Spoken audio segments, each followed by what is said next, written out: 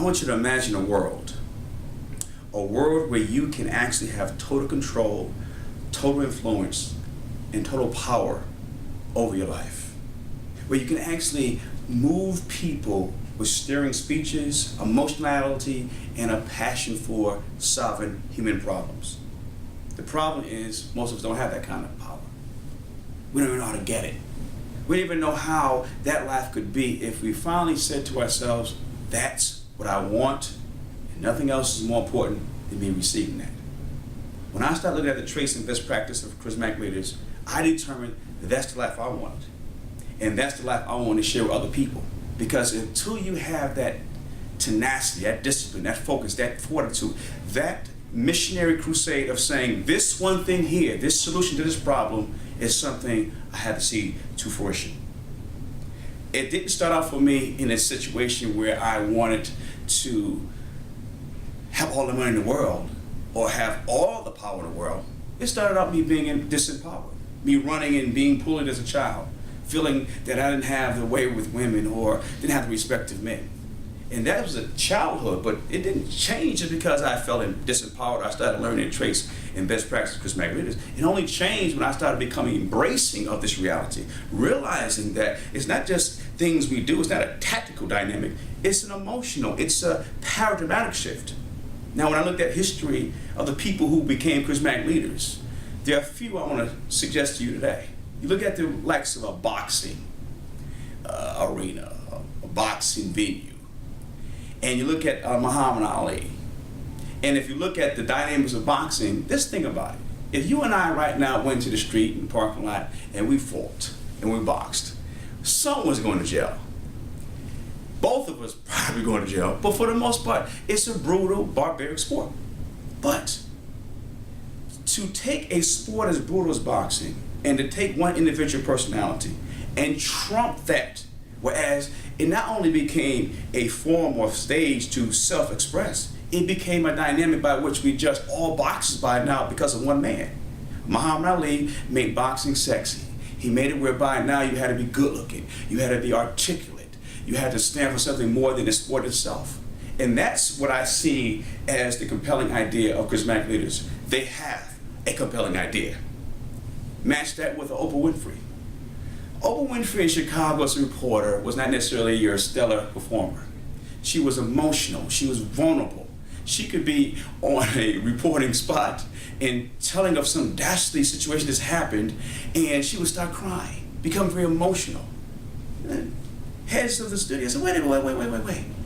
You're supposed to be objective. Why are you crying? If you're crying, then the rest of society is going to be in a rage because they need to be calm. That was not her brand. Her compelling idea was to use vulnerability as a strength. So if you look at the Oprah Winfrey show back in the day for the last 25 or so years, no matter who came on the show, Oprah had that experience. If a person was a prostitute, Oprah had that experience. If somebody was a former drug dealer or drug addict, Oprah had that experience. So when you have that kind of experience with a person, no matter what you have done, says, I've had that experience, and I'm telling you that, and I embrace the lessons that came out of that, you can't cause scandals.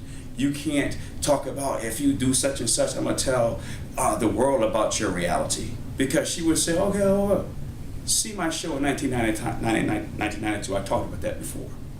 And so when you look at her dynamic, her compelling idea was power through vulnerability. Juxtapose that with President Bill Clinton, a guy who was in fact impeached by the state of representatives, the House of Representatives in 1998, I believe it was. And yet still going on in a compelling idea of, you can't beat me because my compelling idea is I can transform the world through politics.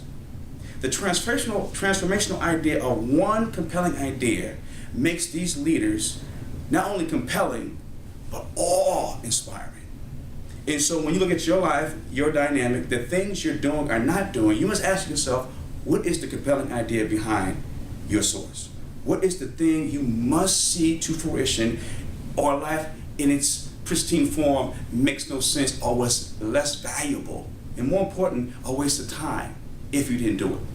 And so look at the benefits of charismatic leadership. They transform, they inspire, they ascend to higher heights, they crack the status quo, and they also allow you to be in their reality because it's a mutually beneficial symbiotic relationship that you engage in. And so by adopting the charismatic leadership model, by seeing the traits and best practices of these individuals who aspire to this leadership role, you become, in fact, your empowered individual like them. I encourage you to start looking at this model specifically because in this way, we're going now, this world, it's not going to change, it's going to be worse. The competition is going to be greater. You're going to see upheaval across the world. You're going to see global failed states falling by the wayside. You're going to see a lot more tumultuousness that you've seen in the last couple years, more of that. And the only way you're going to find some peace and solace in your world is that you embrace a reality, a lifestyle that will allow you to have life on your terms and make the world bend to your will. Until you do that, until you have that life, until you go after it, you will never have the desires, the manifestation, the greatness that's in you. And more importantly, you will go through this whole life wondering, could I have gotten that brass ring only if I had tried? Only if I had tried, could I have gone after the things that made sense to me and allowed life to transform itself right before my eyes. You and you alone can answer that question, and you alone can actually make it bring itself to fruition. I encourage you to do such, and I encourage you to look at more information that is transformational about the charismatic leadership model.